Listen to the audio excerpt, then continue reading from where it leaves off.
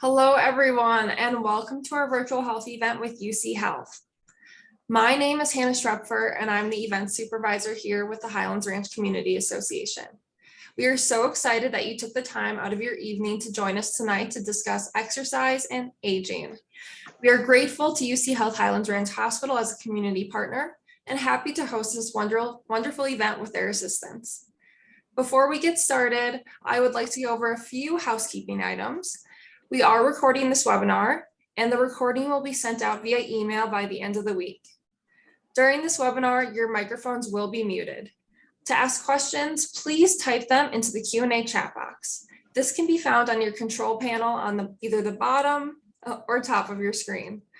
Our presenters this evening are Christina Hogland and Amanda Crooks. And now, without further ado, I'll pass the time off to Amanda. Good evening. Oh, I forgot what time it was. Almost a good morning there. How is everyone doing? So we are excited to offer some information to you, everyone who's attending. We wanted to talk a little about healthy aging and exercise. As a physical therapist over at Seven Hawkins, a lot of times people will come in for rehab after surgery, but then they really want to transition into a strength program afterwards. Or people will come in and they have pain and they're trying to avoid surgery. And a lot of times the answer is a good strength conditioning program. And one of the hardest things I think about a good strength and conditioning program is just getting into routine and just knowing exactly what to do. Because a lot of times maybe we have a routine that we did when we were very active in sports, and just life and time has changed that. And so when people get to seasons of their life where they have more time for whatever reason, perhaps because they had surgery, or we saw it a lot during COVID, then having a routine and something that they can go to and consistently perform, knowing that they're not going to get injured, is really valuable. So we wanted to kind of put together something that looked a little like that. And then, of course, we'll offer an opportunity to ask questions at the end too. I think we've already been introduced, but I'm Amanda, and then Christina is here with me as well. She's a board certified orthopedic clinical specialist.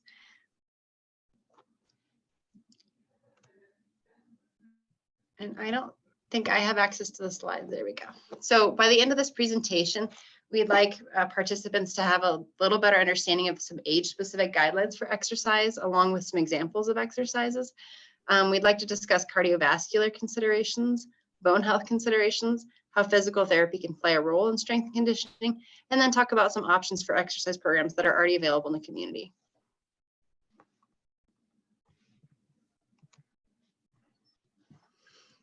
So according to the American Heart Association, it's really nice. They put together some general guidelines based on age, and according to them, adults age 65 and older need at least 155 minutes a week of moderate intensity activity, or 75 minutes a week of vigorous intensity activity.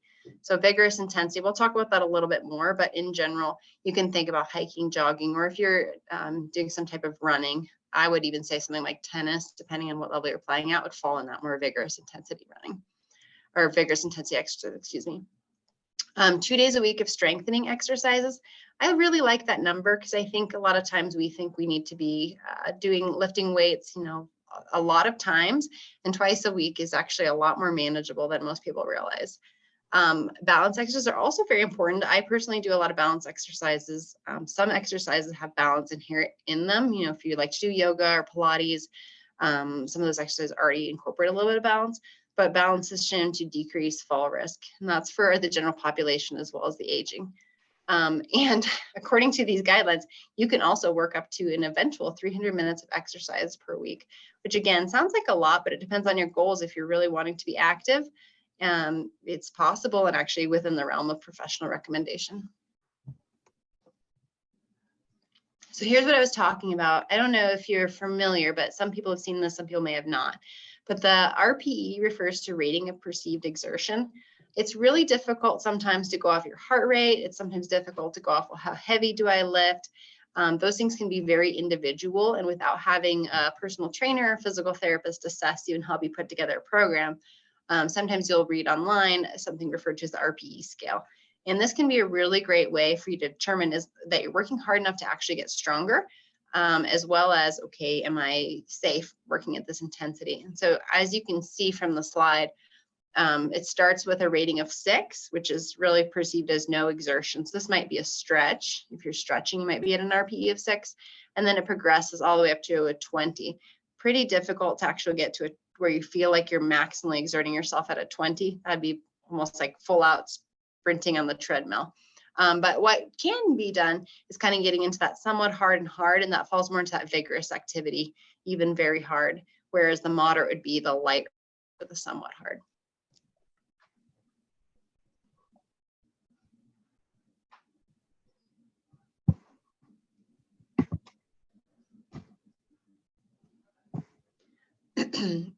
When you're thinking about a strength training, a lot of times the most common, and we'll talk about this later in terms of why we recommend resistance training, what you typically think of as strength training is going to be resistance training. And we want to make sure that we're including both of our upper body and our lower body. A lot of times people have a preference, usually based on how we want to look. So a lot of people will say, I want to do shoulder exercises because I want to look good in my tank top this summer, or you'll have guys come to us and they'll say, I want to, build my legs up because I used to, look good in my golf shorts. It's kind of a personal goal, but in general, we want to make sure we're exercising both our upper and our lower bodies. Some of the benefits are improved heart rate, improved metabolism, improved quality of sleep, and then improved density. Again, we'll break down some of those in future slides, but overall, you can see a lot of benefits of resistance training.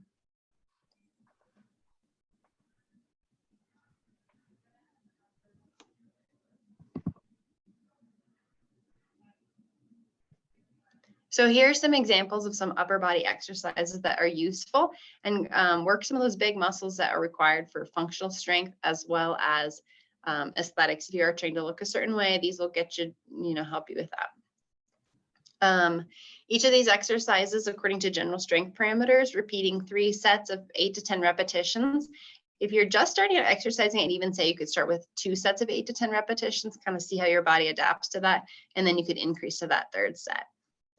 Bicep curls, again, functionally, it's very useful for picking things up and carrying things. So using a set of dumbbells or resistance bands, you don't necessarily need a ton of fancy equipment.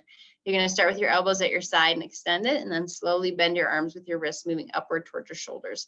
It's important when you're doing this to not let your shoulders hunch forward. So I kind of made a note in there that you want to keep your shoulder blades back and upright posture while you're lifting. And you can do these in seated or standing. Sometimes I'll have patients do it in standing and kind of have them stand up against the wall, because then you get that cue of pulling your shoulder blades back. Other times I'll have them do it in sitting, so they have to kind of engage your core as well as actively pull those shoulder blades back. So a couple of different ways and things that a good personal trainer or a physical therapist can help you problem solve if you're having trouble on your own. Overhead press. A lot of times people will tell me, okay, my shoulder feels better, I feel a little stronger, but I'm having a really hard time putting something into the cupboard, or I'm having trouble putting something away in my bedroom closet. So that overhead lifting and overhead press can be really helpful for supporting that strength kind of above the shoulders. And it's very similar, using your same set of dumbbells or your same resistance band. You're going to move your arms out to the side, kind of like this lady in the picture, and slowly straighten your arms to extend overhead. Kind of look like this. And again, you really want to keep your shoulder blades back so that you don't end up kind of in this position, which a lot of times will be almost painful when you try to do that. Again, if you're having pain, come see us and let us help, or see someone who can help you problem solve that. And then lateral raise. I really love the lateral raise. That's that picture on the bottom. You're just going to come right up to the side and then come down. This one will give you really nice sculpted shoulders if you're looking for that, as well as just supporting the overall health of your body, because you're using your back to support you and your posture, and you're just making sure you're lifting out to the side. So these 3 combined really hit a lot of the major muscle groups for the upper body.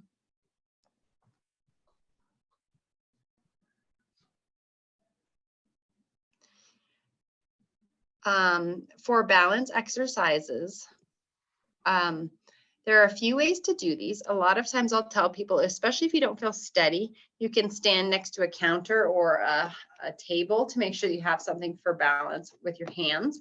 Another option is you can stand kind of in a corner. So you have 2 walls behind you and then face out from the corner, so that if you start to fall over, you have something to catch you. But typically when we're assessing someone for balance, we'll start with exercise A and kind of work our way down in terms of skill. And so for many people, this picture A is called Romberg balance with feet together. A lot of people actually have difficulty with that. And so even just putting your feet together in a more narrow position and standing there, you may find surprisingly they have trouble balancing.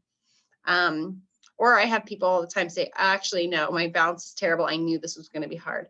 So that is, once you could hold that for 30 seconds, and I didn't go into this in detail, but sometimes we'll have people open their eyes or close their eyes. But for this presentation, all of these are done with eyes open. But once you could do that for 30 seconds and really not swaying, but look pretty steady, then we'd progress you to picture B. So picture B is tandem balance, feet staggered, kind of in a straight line like you're standing on a balance beam. You're not walking the tightrope there, you're just standing and holding that position. Again, in order to do that, you have to be using your core, you have to be using your hips, your ankles, your knees, a lot of information going up into your brain about what your body's doing. And that can be more challenging than it looks. So same kind of thing, hold it for 30 seconds. If you can do that, then we would progress you last to single leg stance. And that is standing on one foot. There's a couple nuances with that. We want to make sure that your hips, are level. And then that you're not propping one foot on the other. A lot of times people will just kind of prop there, and that's a little bit cheating. It makes it easier. And then you don't have to control your body as well as the picture in C. Sometimes people can do these exercises where they're ready to advance, but their endurance is not quite strong enough to hold it for 30 seconds. So in those cases, I usually recommend that people do 2 sets of 15 or 4 sets of 15 and kind of gradually work up to where they can hold the pose for 30 seconds. Another balance pose that I really like that incorporates not just standing balance is this bird dog down at the bottom. And again, this is a little bit more advanced coordination. There's different levels of bird dogs. You can be modified. However, I didn't want to go into full detail on this, but it is good for your core, your arms, and your shoulders. And a good number of repetitions on these would be 2 sets of 10 to 12 repetitions. You can see there how she's really engaging her core and how she's using her hips, her knee, and her arms.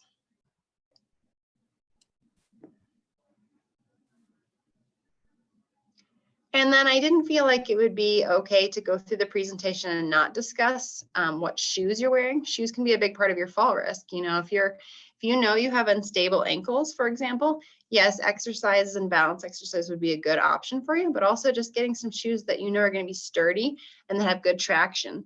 I know I've been hiking before and I've worn shoes that didn't have great traction, and that dirt, especially on a lot of the trails around here, it's very easy to slip and fall. So here's some good guidelines on some things that you want to look for. You want to make sure that it fits your foot really nicely, and that it is free of holes and just free of that it's going to provide the support that you need when you're out and being active. I think there was a slide on lower body exercise that we might have missed up higher. Let's see if we can go back to that really quickly. Is there one before that? Mm-hmm. Yeah, okay. I'll just quickly talk about this. I don't want to take too much time, but it is important to strengthen your lower body, especially because these are where a lot of the big muscles of our body are. If we strengthen these, we'll get a lot of bang for our buck in terms of our metabolism, our bone health, and like we talked about, even benefits for improved sleep. Sit to stands, I really like, even for athletic or younger population, because it's very easy to have poor squat form. And so when you sit down to a chair, it's very helpful to kind of cue proper position. So if you're doing this on your own, I'd recommend you try the sit to stand before you even try squatting, because you can really work on that form. And this is really great to have this strength.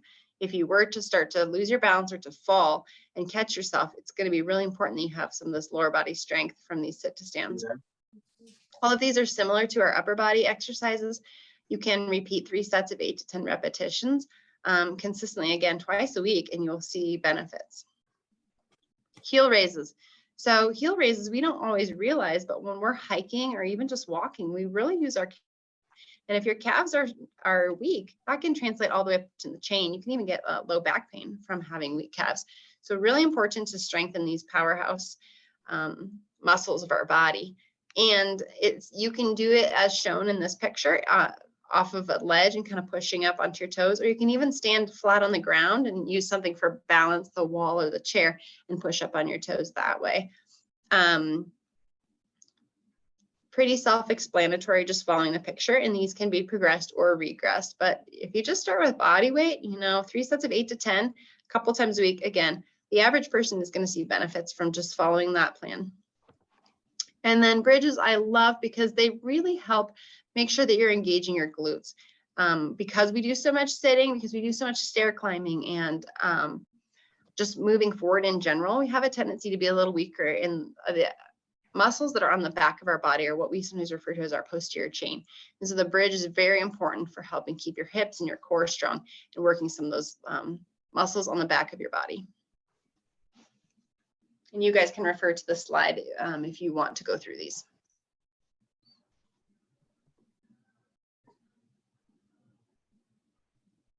Aquatic exercise. A lot of times people will ask me about aquatic exercise, and there are a lot of benefits. So I wanted to briefly touch on it. Again, for the purpose of this presentation, we can't go too in depth, but I definitely wanted to talk about some reasons why you might consider aquatic exercise if you haven't already. Some people love the water, some people hate the water. So this might appeal to you, this might not. But here's some information regarding aquatic exercise. And if you weren't sure, it does refer to exercise performed in water using various water depths.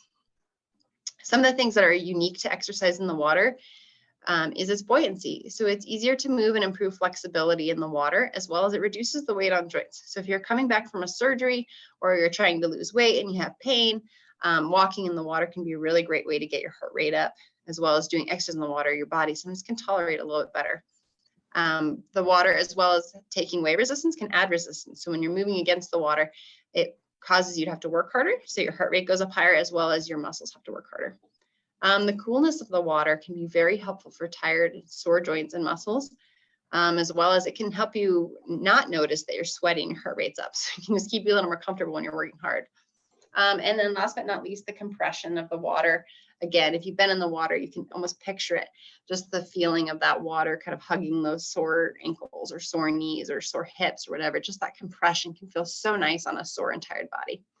Conditions that are excellent for considering treatment with aquatic exercise include arthritis and rheumatoid conditions such as lupus, fibromyalgia, back pain, joint replacements for post-op situations, weakness, neurological conditions. Again, you have to be careful if you're looking at this and you have some health conditions, make sure you're consulting a PT or someone who can help you with some of these more complex issues.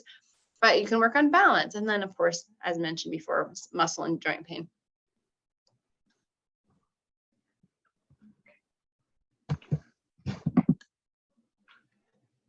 Okay, so I'm going to be going over the special considerations for exercise. And the first special consideration we're going to go over is the cardiovascular considerations.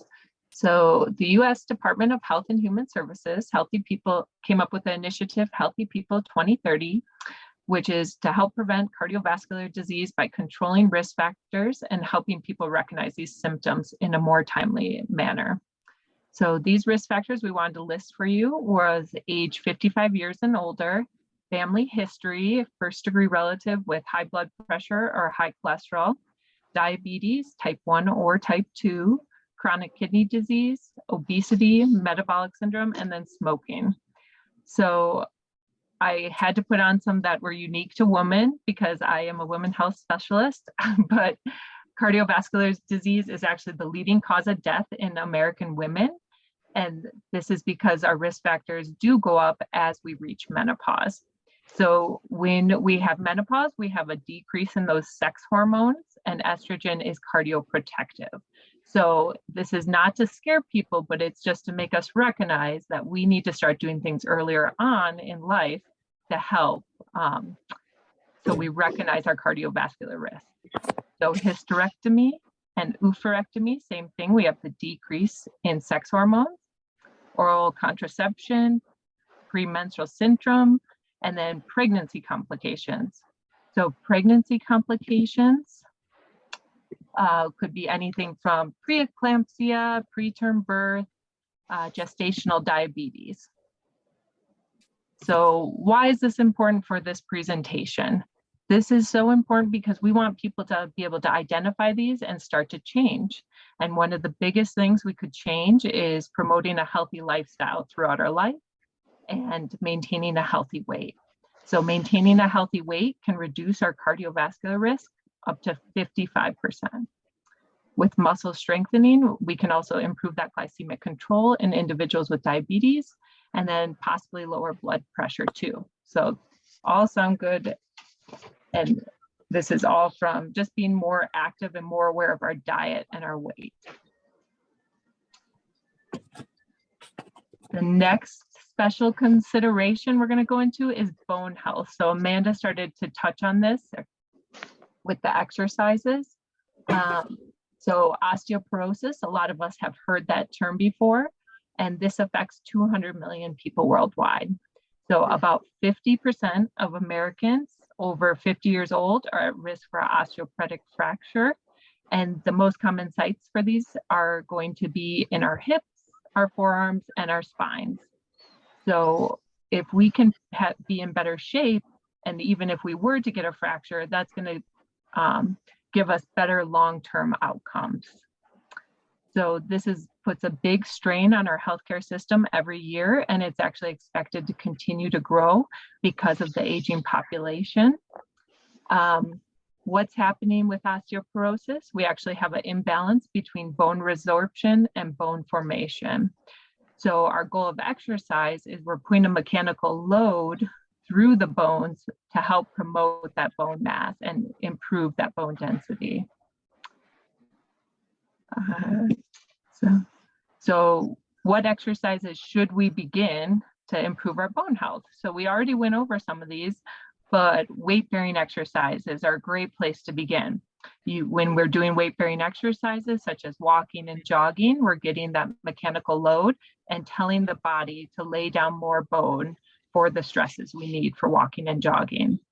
Resistance training, which is like using the dumbbells, using bands, this can be more effective because we're actually starting to get a pull of the muscle on the bones.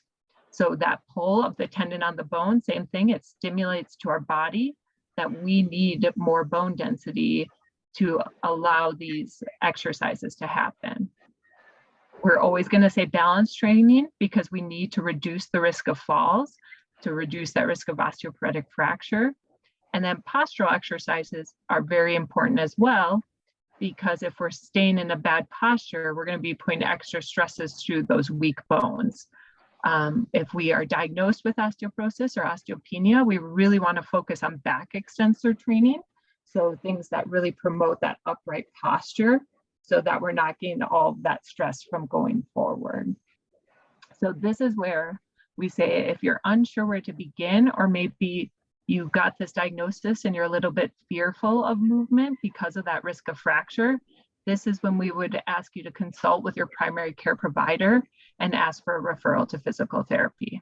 Because working with a physical therapist, you can start to work on towards your goals. So if it's staying more active, your balance, that's what we're going to do in physical therapy. So then off of that, we go into, so what are physical therapists if people are not familiar with this? Physical therapists were movement experts who improve quality of life through prescribed exercise, hands-on care, and patient education. So we are licensed medical professionals, most of us having a doctorate degree or a master's degree. We help to treat and manage pain, injury, illness. We perform rehabilitation following surgery. And then here's the big one, is we can give preventative care. So we would need a referral from a medical doctor. I think that's on.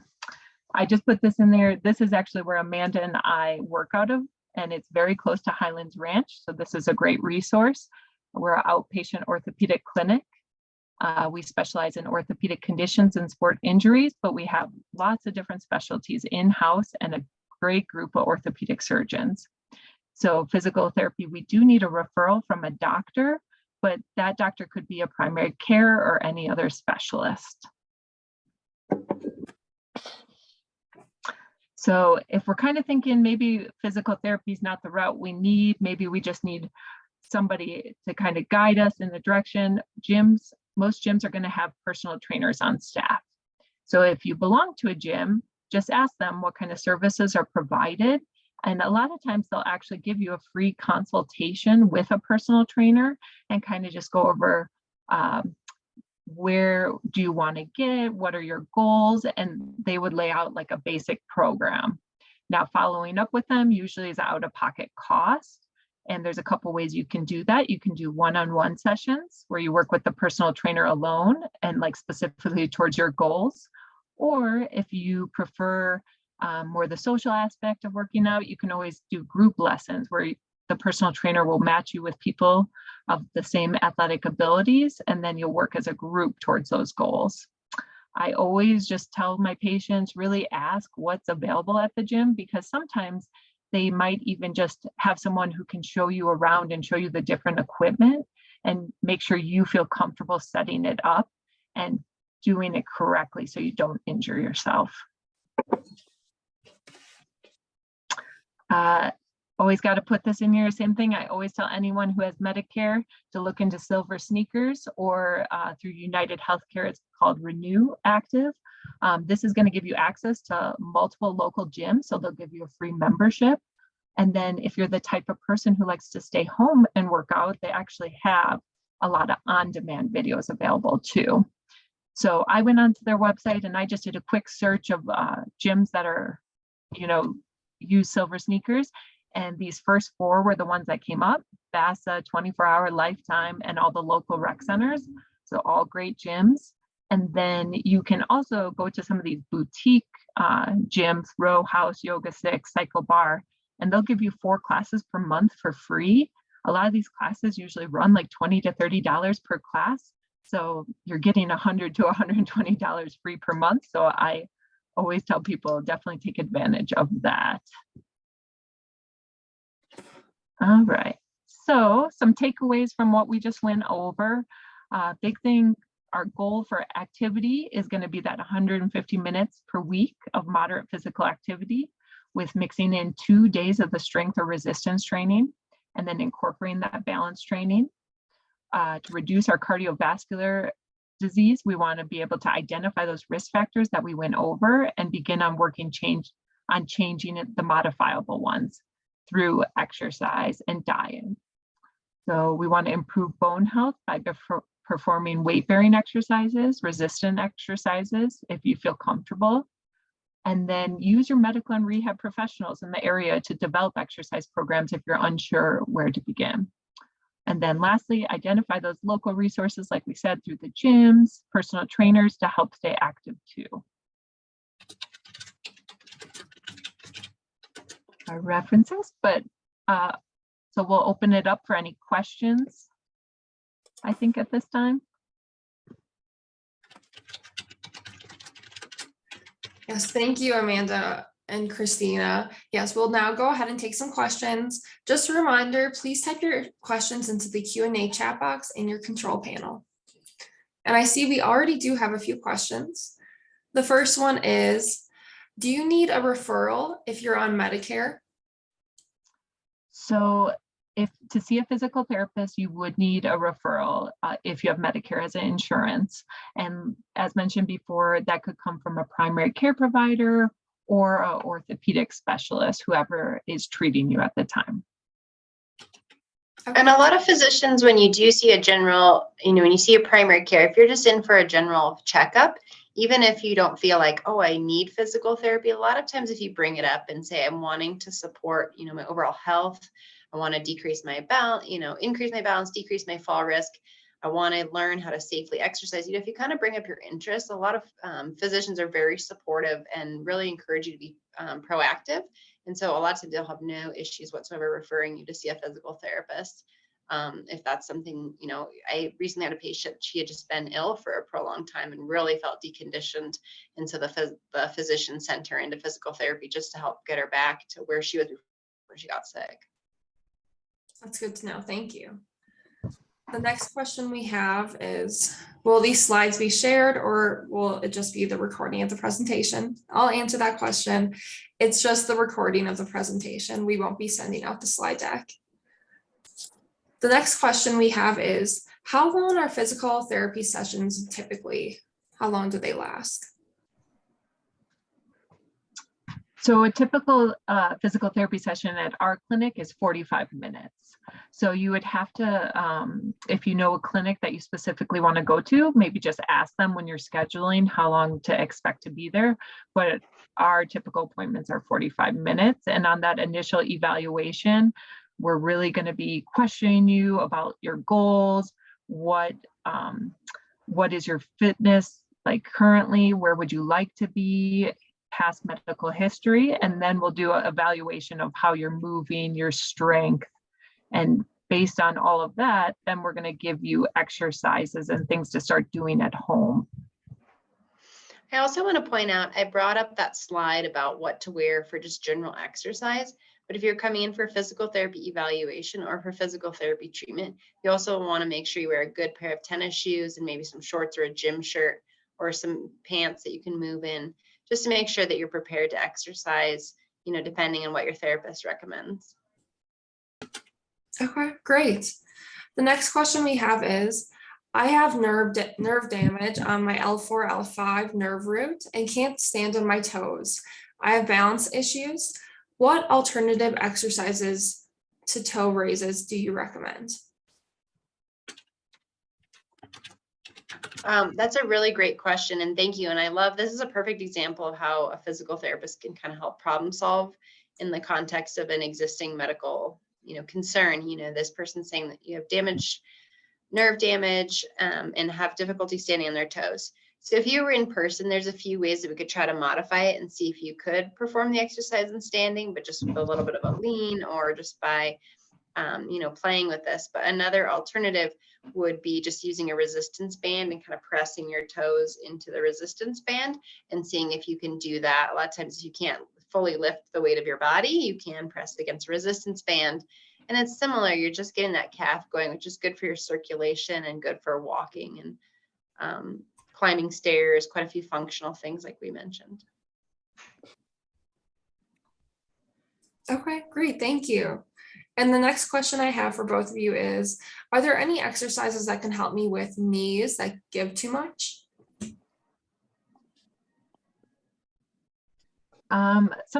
It would be hard to give like specific exercises without doing a full evaluation.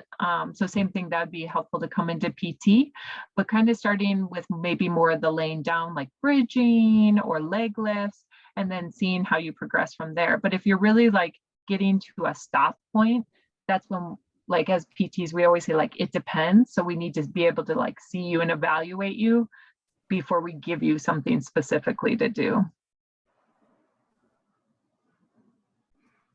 Great, thank you. Next question we have is, any suggestions to do what to do with the low energy? For example, I always feel too exhausted to exercise. So that would be something to definitely discuss with your primary care provider, to start seeing if they wanted to maybe, start looking at maybe some like blood testing or something and rule out some of those things.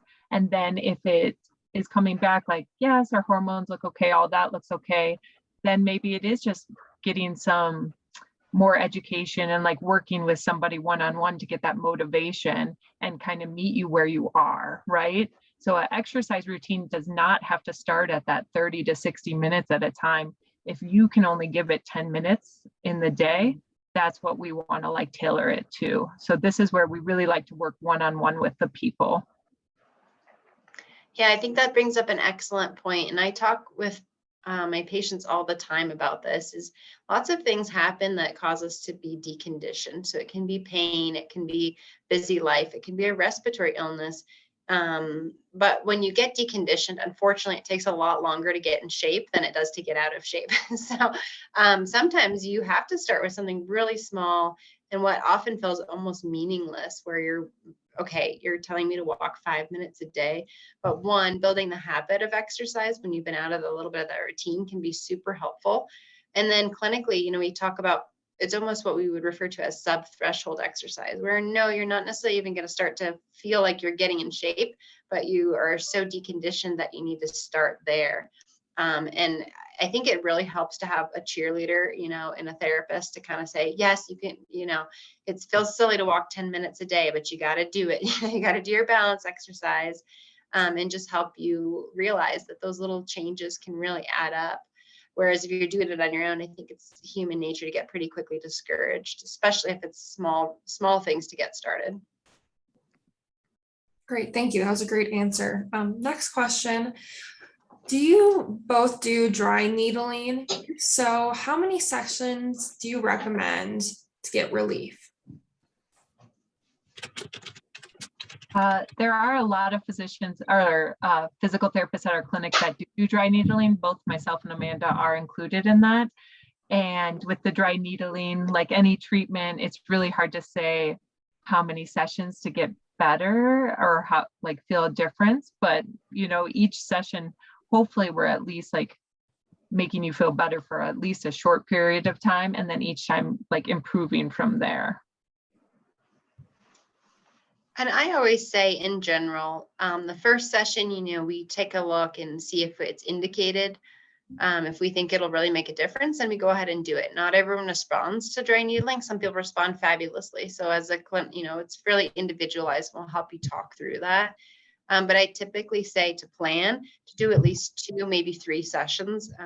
You don't need to plan to do it for 6 months. If we do 2-3 sessions and you're really not making changes, we're probably not going to do more sessions. However, if we do 1 or 2 sessions and you're making those changes, then we know that dry needling is something that you're benefiting from.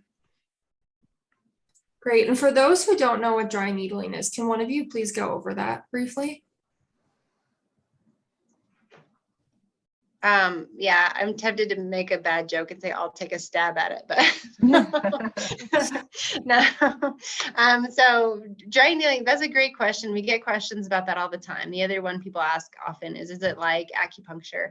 And I typically say it is similar to acupuncture in that it's a surgical steel, really teeny tiny needle, but the philosophy behind the needling is different. Here as a therapist, I always give a lot of credit and say I'm not trained in acupuncture. I don't know anything about it. What I know is the research and the philosophy behind dry needling, which is really, in my mind, pretty mechanical for the most part. Basically, you have a tense needle or tension in the muscle. Sometimes you might have what people refer to as a trigger point or just a knot in the muscle.